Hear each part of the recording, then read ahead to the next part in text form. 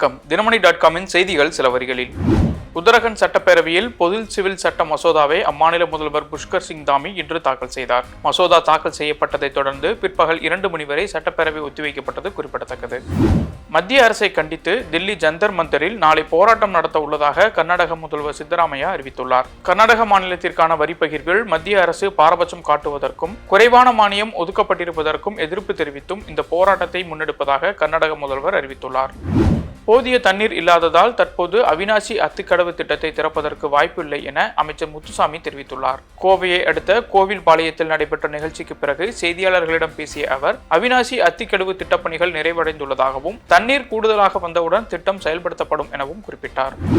நாடாளுமன்ற தேர்தல் ஏற்பாடுகள் குறித்து சென்னையில் துணை தேர்தல் ஆணையர் தலைமையில் ஆலோசனைக் கூட்டம் நடைபெற்றது. மக்களவைத் தேர்தல் நெருங்கி வரும் நிலையில் தலைமைச் செயலகத்தில் நடைபெற்ற இந்த ஆலோசனைக் கூட்டத்தில் பல்வேறு துறை அதிகாரிகள் கலந்து கொண்டனர் என்பது குறிப்பிடத்தக்கது. மேற்கிந்திய தீவுகளுக்கு எதிரான ஒருநாள் தொடரை ஆஸ்திரேலிய அணி முழுமையாக கைப்பற்றியுள்ளது. 3 போட்டிகள் கொண்ட ஒருநாள் தொடரின் இறுதி ஆட்டத்தில் முதலில் விளையாடிய மேற்கிந்திய தீவுகள் அணி 86 ரன்களுக்கு ஆட்டமிழக்க அதனைத் தொடர்ந்து களமிறங்கிய ஆஸ்திரேலிய அணி 6.5 ஓவர்களில் நிர்ணயிக்கப்பட்ட இலக்கை அடைந்து வெற்றி பெற்றது. நடிகர் விஜயின் கடைசி திரைப்படத்தை இயக்குனர் வெற்றிமாறன் இயக்க உள்ளதாக அதிகாரப்பூர்வமற்ற தகவல் வெளியாகியுள்ளது. அரசியல் வருகையை தொடர்ந்து நடிப்புக்கு முற்றுப்புள்ளி வைத்துள்ள நடிகர் விஜயின் கடைசி திரைப்படத்தை யார் இயக்குவார் எனும் கேள்வி எழுந்து வந்த நிலையில் இந்த திரைப்படத்தை டிவிவி நிறுவனம் தயாரிக்க உள்ளதாகவும் தகவல் கசிந்துள்ளது.